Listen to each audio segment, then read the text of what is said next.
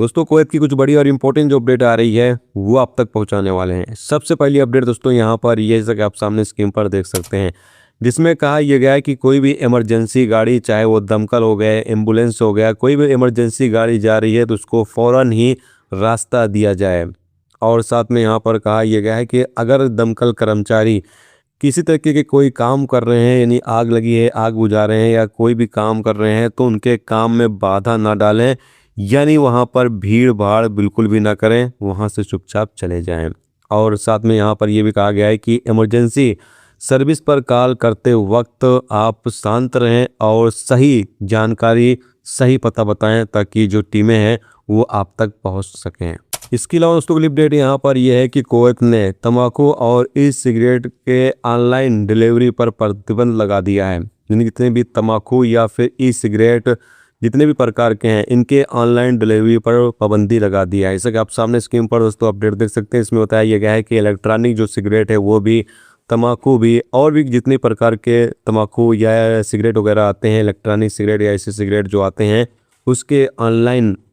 Delivery पर पाबंदी लगा दी गई है। और कोई बंदा इस रूल्स को फॉलो नहीं करता है तो उसके खिलाफ कानूनी कार्रवाई भी की जाएगी। इसके साथ दोस्तों वाली अपडेट यहाँ पर यह है कि कुवैत सिविल डिफेंस की तरफ से बताया यह गया है कि पिछले 24 घंटे के दौरान कुवैत के अंदर 12 ड्रोन का पता लगाया गया है, जिसको मार गिराया गया। इसमें से 8 को मार गिराया गया है। कुछ के मलबे आप सामने स्क्रीन पर देख सकते हैं, ये मलबा उन ड्रोनों का है जिनको मार गिराया गया है। जबकि बताया यह गया है कि इस कार्रवाई में 3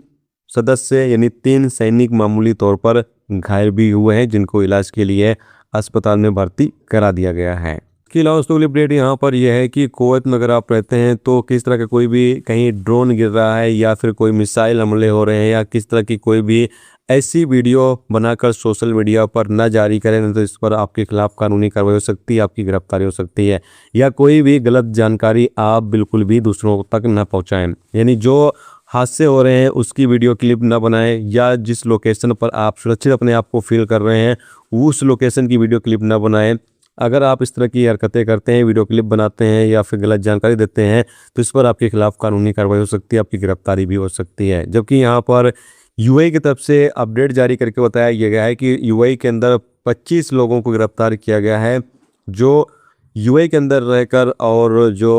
हमले हो रहे हैं उसकी वीडियो बनाकर लोगों को भ्रमित कर रहे थे, यानी लोगों को डराने का काम कर रहे थे, गलत जानकारी दे रहे थे, गलत इन्फॉर्मेशन दे रहे थे और वीडियो बनाकर लोगों को डराने का काम कर रहे थे। तो इन लोगों के खिलाफ कानूनी कार्रवाई करते हुए इन लोगों को गिरफ्तार कर लिया गया है। तो आप लोग भी अगर कुवैत में हैं या यूएई में हैं या किसी भी गलत देश में हैं तो ऐसी वीडियो वगैरह बनाने से फिलहाल बचे, नहीं तो आपके खिलाफ कानूनी कार्रवाई हो सकती है।